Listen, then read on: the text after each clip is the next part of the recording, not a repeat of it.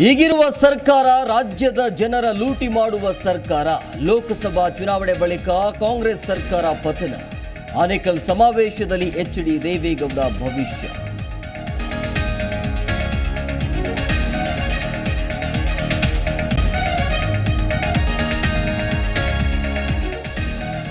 Mangaluru Congress BJP ಕಾರ್ಯಕರ್ತರ ಮಧ್ಯೆ ವಾಗ್ವಾದ.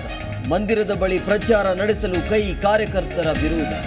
ಸ್ಥಳಕ್ಕೆ ಶಾಸಕ ವೇದವ್ಯಾಸ್ ಕಾಮತ್, ಮಿಥುನ್ ರೈ ಗೌಡ್.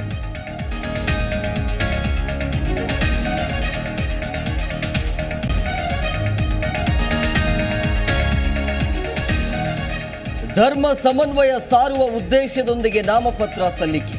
ಯಾರ ವಿರುದ್ಧ ಮಾತನಾಡ್ತಿದ್ದೇನೋ ಅವರು ತೊಂದರೆ ಕೊಡ್ತಿದ್ದಾರೆ. ಪರೋಕ್ಷವಾಗಿ ಜೋಶಿ ವಿರುದ್ಧ ದಿಂಗಾಲೇಶ್ವರ ಶ್ರೀ ವಾಗ್ದಾಳಿ.